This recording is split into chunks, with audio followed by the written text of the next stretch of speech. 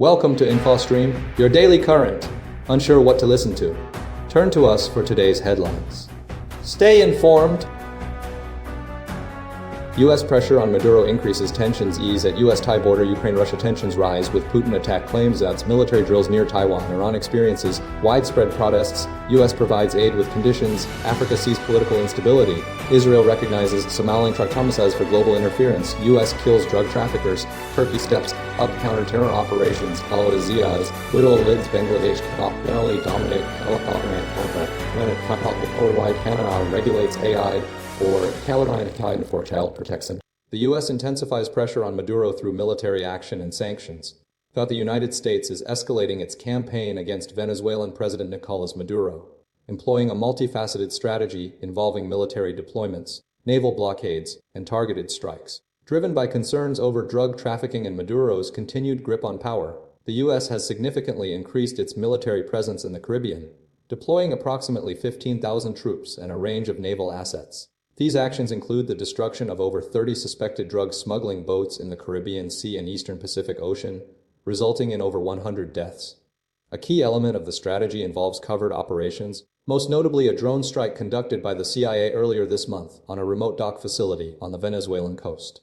This facility, believed to be used by the Tren de Aragua gang, implicated in drug trafficking, was successfully targeted, destroying boats and equipment. U.S. Special Operations Forces provided intelligence support, though the Pentagon denies direct operational involvement. Trump has repeatedly threatened land strikes within Venezuela and has authorized covert CIA action, aiming to pressure Maduro into stepping down. The U.S. has designated Maduro's government as a foreign terrorist organization, reflecting its assessment of the regime as supporting narcoterrorism. The administration has implemented a naval blockade of sanctioned oil tankers entering and leaving Venezuela, further restricting the regime's revenue streams. Despite the escalating military pressure, Maduro remains in power, demonstrating resistance to U.S. demands. The U.S. justification for its actions centers on combating drug trafficking, drawing parallels to the global war on terror by comparing drug traffickers to Al-Qaeda. While the U.S. claims to be targeting narco-terrorists, experts point out that Venezuela's role in global drug trafficking is relatively minor, primarily serving as a transit country. The U.S. military's actions, particularly the drone strike and naval blockade, represent a significant escalation in the conflict, raising concerns about potential civilian casualties and broader geopolitical implications. The U.S. continues to pursue a strategy of maximum pressure, aiming to destabilize Maduro's regime and ultimately achieve regime change. U.S.-Thai border tensions easing amid diplomatic efforts. Recent diplomatic efforts, primarily between the United States and Thailand, are contributing to a gradual de-escalation of tensions along the Thai-Cambodian border, particularly in the provinces of Buriram, Surin, Sakeo, and Trat. The primary focus of these efforts centers on resolving long-standing disputes over territory and resources, particularly concerning the Pre-Vihir temple. In the United States, President Donald Trump has been engaged in discussions with Ukrainian President Volodymyr Zelensky, primarily focusing on the ongoing war in Ukraine. While details of the conversations remain somewhat opaque, Trump has repeatedly emphasized the need for a swift resolution to the conflict, stating that a deadline has not been set, but that now is the ripeness time to end it. He has also expressed a willingness to speak with Russian President Vladimir Putin again following the talks with Zelensky, highlighting the continued importance of the situation. Meanwhile, in Thailand, the situation along the border is improving with the implementation of a ceasefire. Thousands of displaced residents are beginning to return to their homes, with authorities organizing convoys to facilitate the return process. In Buriram, Surin, and Sakeo, the number of evacuees has significantly decreased, with approximately 2,000 of the initial 20,000 displaced residents returning to their communities. Concerns remain regarding potential future clashes, with residents calling for a clear border fence and tighter checkpoint controls.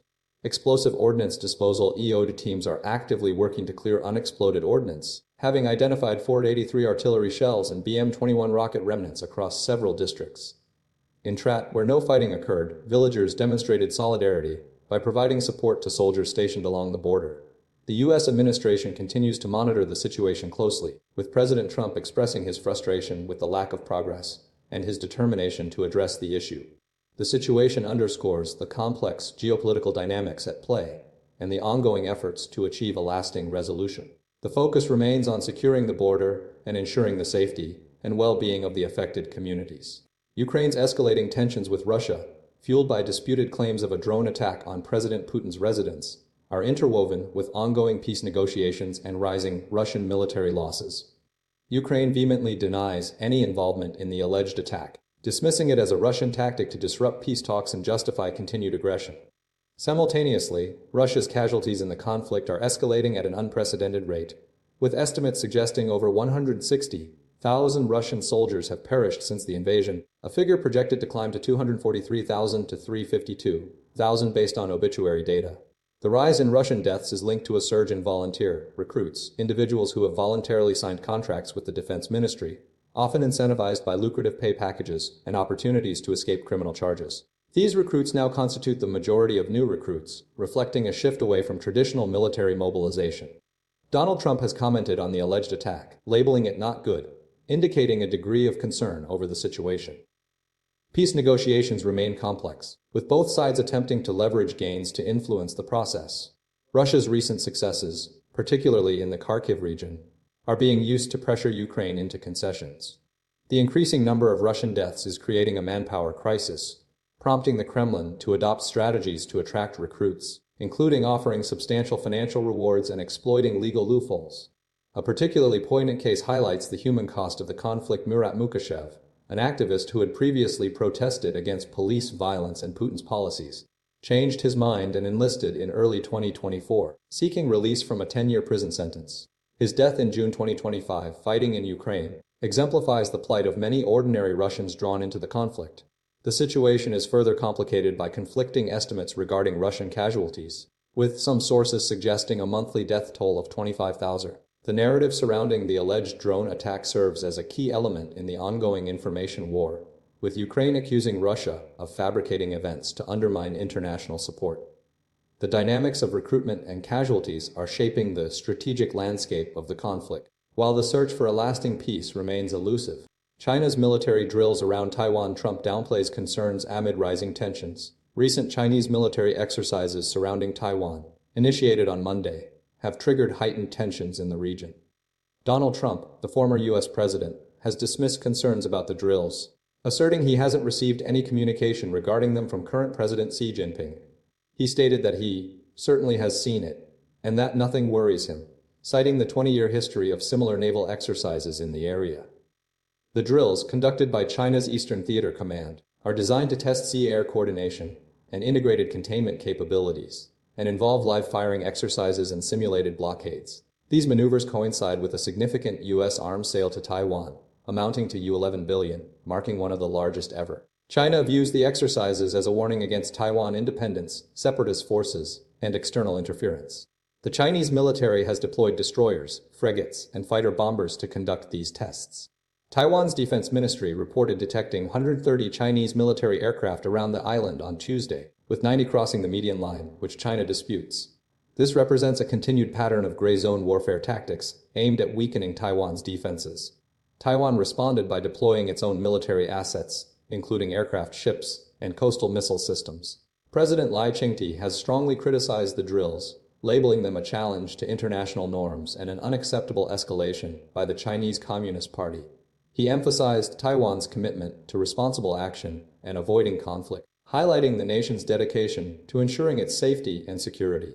The ongoing situation underscores the delicate balance of power and the potential for further escalation in the Taiwan Strait. Iran faces widespread protests amidst currency crisis. Iran is grappling with widespread protests triggered by a dramatic plunge in the value of its currency, the rial, reaching a record low against the US dollar. The protests, the largest in 3 years, have engulfed major cities including Tehran, Isfahan, Shiraz, and Mashhad, reflecting deep-seated economic anxieties. The resignation of central bank head Mohammad Reza Farzan further fueled the unrest, adding to the existing instability. The currency's decline, plummeting from 1.42 million to the dollar on Sunday to 1.38 million on Monday, is exacerbating inflationary pressures, driving up the cost of essential goods and straining household budgets. Inflation has soared, reaching 42% year-on-year in December, with food prices rising by 72% and healthcare items increasing by 50%. Concerns about approaching hyperinflation are mounting. The protests mirror the demonstrations sparked by the death of Mahsa Amini in 2022, highlighting the recurring grievances of the Iranian population. Traders and shopkeepers played a central role in the 1979 revolution, and their involvement in the current unrest underscores the deep-rooted distrust of the government. The situation is further complicated by ongoing geopolitical tensions. Recent conflict between Iran and Israel has heightened market anxieties, and the reimposition of UN sanctions related to Iran's nuclear program has frozen assets and hampered trade. The unraveling of the 2015 nuclear deal and subsequent U.S. sanctions have contributed significantly to the economic turmoil. The government's plans to increase taxes during the upcoming Iranian New Year are adding to the apprehension. The combination of economic hardship, political unrest, and international pressure paints a bleak picture for the future of the Iranian economy and its citizens. The risk of renewed conflict and the continued impact of sanctions remain significant concerns, further amplifying the instability. U.S. boosts humanitarian aid, but imposes strict conditions. The United States has announced a $2 billion pledge for UN humanitarian programs, a move welcomed by UN officials, yet accompanied by a stark warning the UN must fundamentally adapt or face significant consequences. This commitment, spearheaded by Undersecretary for Foreign Assistance Jeremy Lewin and UN Emergency Relief Chief Tom Fletcher, aims to alleviate suffering in countries like Haiti, Syria, and Sudan, but it's immediately tempered by restrictive conditions. Historically, U.S. contributions to humanitarian work have totaled an estimated $17 billion in 2022, a considerable disparity from the current $2 billion allocation. However, this increase comes amidst widespread cuts in humanitarian funding from multiple donor nations, including the UK and Germany, indicating a broader trend of reduced support. Crucially, the U.S. has excluded Afghanistan and Yemen from receiving any funding, citing evidence of UN funds being diverted to the Taliban.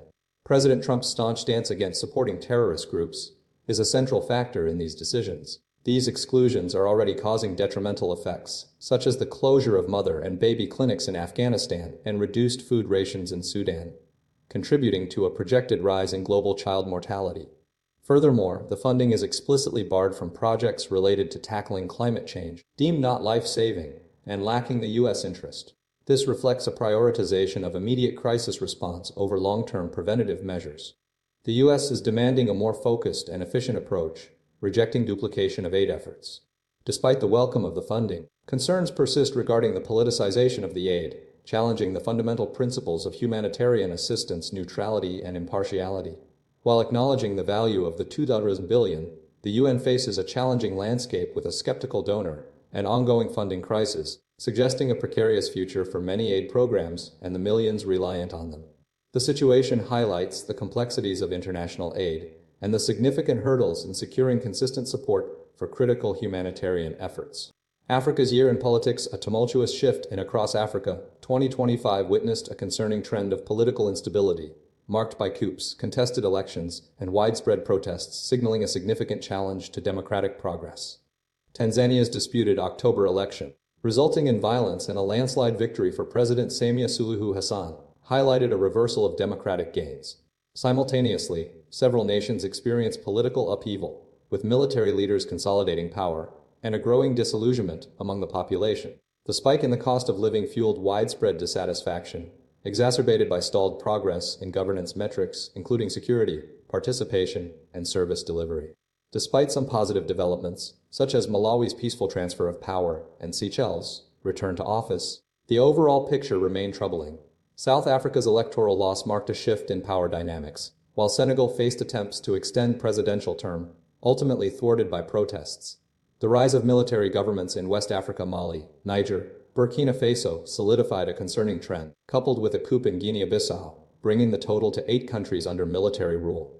Youth-led protests emerged as a significant factor, exemplified by events in Cameroon, Tanzania, and Madagascar, where demands for improved service delivery and political representation drove action. These demonstrations revealed a growing disconnect between citizens and their governments, particularly concerning access to healthcare, water, and opportunities.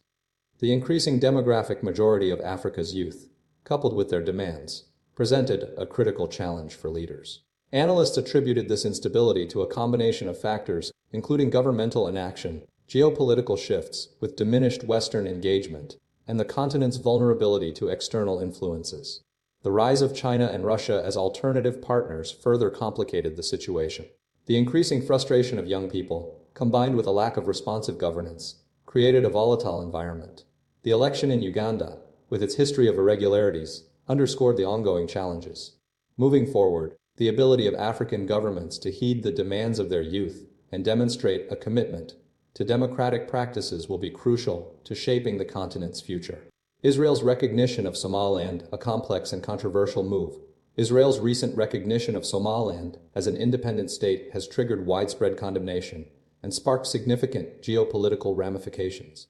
The move, initiated by Prime Minister Benjamin Netanyahu's phone call with Somaliland President Abdirahman Mohamed Abdullahi, stems from strategic considerations, particularly Israel's desire to counter Iran's influence in the Red Sea region and potentially establish a foothold to address the Houthi threat in Yemen. This recognition is viewed by many, including Somalia, Egypt, Turkey, Saudi Arabia, and the African Union, as a threat to Somalia's territorial integrity and a potential catalyst for regional instability. Somaliland, a breakaway territory that declared independence in 1991, following the overthrow of Siad Barre, has a functioning political system and a history of relative stability. Its pursuit of independence is rooted in historical grievances, including ethnic differences with the rest of Somalia, and a desire to avoid the ongoing conflict within Somalia. The United Arab Emirates, which operates a military port in Somaliland, has also quietly aligned with Israel's position. The U.S., while defending Israel's decision, has faced criticism for not taking a more proactive stance. Donald Trump, during his time in office, expressed skepticism about Somaliland's recognition. The European Union and the UK have consistently maintained support for Somalia's territorial integrity, refusing to recognize Somaliland's independence. The situation is further complicated by Ethiopia's agreement to lease coastline to Somaliland, a move that angered Somalia, and Turkey's mediation efforts. The potential for a domino effect of separatist movements and the strategic importance of the Red Sea are central to the ongoing debate. Israel's recognition is viewed as a calculated step to bolster its security interests and counter Iranian influence, while Somalia and its international allies remain firmly opposed, fearing the destabilizing consequences for the Horn of Africa. The U.S., while acknowledging Israel's strategic rationale, continues to prioritize Somalia's territorial integrity. Trump's global interference of President Donald Trump's administration is characterized by a deliberate and expansive effort to influence political and judicial systems abroad, a strategy dubbed to megafy the world. This approach deviates significantly from historical presidential norms regarding non-interference in foreign nations' domestic affairs. Trump's actions include directly supporting favored candidates, attempting to manipulate judicial processes, and actively shaping political landscapes across multiple countries. A central element of this strategy involves bolstering populist nationalist movements, often aligning with leaders who flatter him or face legal challenges mirroring Trump's own situation. Examples include interventions in Israel, where he sought to pardon Prime Minister Benjamin Netanyahu, and attempts to influence elections in Honduras, Brazil, Colombia, South Korea, Venezuela, South Africa, Argentina, and potentially Colombia and France. Trump's efforts extend beyond direct endorsements. He utilized economic pressure, such as imposing tariffs on Brazilian imports, and leveraged U.S. naval power to exert influence in Venezuela. Furthermore, he employed social media to destabilize governments, as evidenced by his targeting of South Korean President Lee Jae-myung. The administration's national security strategy explicitly advocates for cultivating resistance to perceived threats within European nations, particularly against civilizational erasure due to immigration. This strategy has drawn criticism from European leaders who view far-right parties aligned with Trump as a threat to liberal democracies. Historically, U.S. presidents have engaged in foreign political interference, with notable examples including the 1953 Iranian coup and the Bay of Pigs invasion. However, Trump's approach is unprecedented in its scale and overtness. His actions reflect a broader pattern of U.S. foreign policy, highlighting the enduring tension between democratic ideals and the pursuit of strategic advantage. Despite historical precedents, Trump's global interference represents a significant departure from established norms, demonstrating a willingness to directly shape international politics for his own benefit. U.S. military strike kills 2 on drug vessel in Pacific. The United States military conducted a lethal strike against a suspected drug trafficking vessel in the eastern Pacific Ocean on Monday, resulting in the deaths of 2 individuals, according to the U.S. Southern Command, a SUHCOM. The operation, part of Operation Southern Spear, a campaign initiated by the Trump administration, targeted a low-profile vessel, allegedly involved in narcotics trafficking. SUHCOM confirmed that no U.S. service members were harmed during the strike, which occurred in international waters. To date, at least 107 people have been killed as a consequence of these targeted strikes. The administration has classified those killed as unlawful combatants and asserts the authority to employ lethal force without judicial oversight, based on a classified Justice Department finding. This operation follows a December 22 strike against another suspected drug vessel. The ongoing campaign has drawn scrutiny from members of Congress and human rights organizations. Simultaneously, President Donald Trump announced the United States had taken out a big facility as part of a pressure campaign against Venezuela. This action, alongside a massive naval and troop buildup in the Caribbean and a blockade of sanctioned oil tankers, has intensified tensions. The CIA previously conducted a drone strike earlier this month on a Venezuelan port facility, marking the first known U.S. attack within Venezuela. Trump described the big facility incident as involving a major explosion and the destruction of an implementation area. He reiterated the demand for Nicolas Maduro's removal from power, hinting at potential land strikes.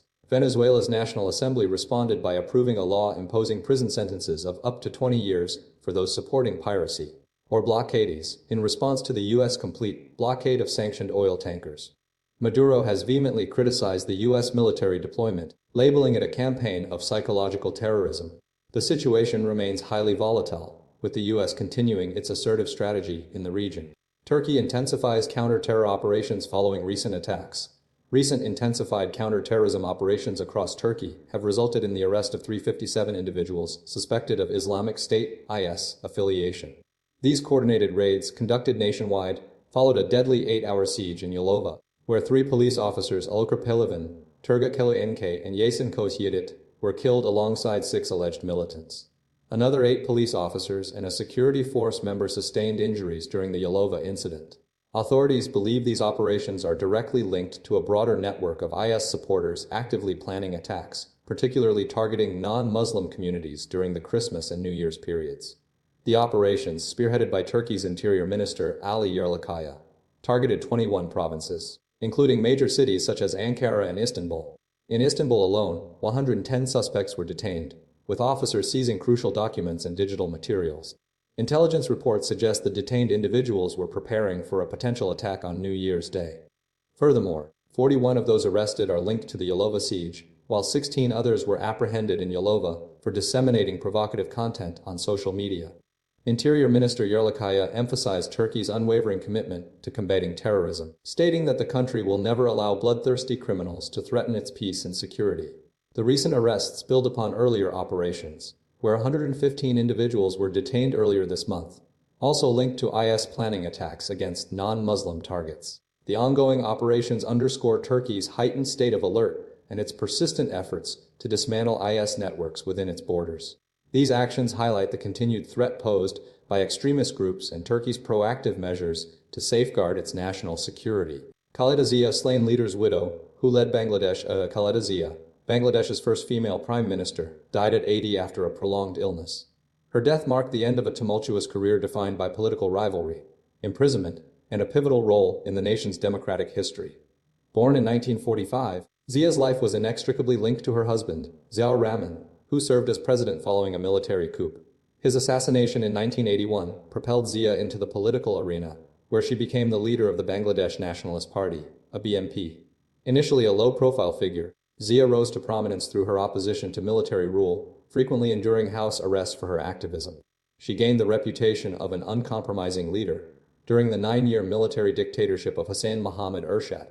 Following the fall of the military government in 1990, the BNP, led by Zia, won the post-military elections, and she was sworn in as prime minister in 1991, becoming the country's first female leader. During her first term, Zia prioritized improvements in women's education and social development, introducing free and mandatory primary schooling. However, her second term in 1996 was marred by a one-sided election, reflecting political tensions.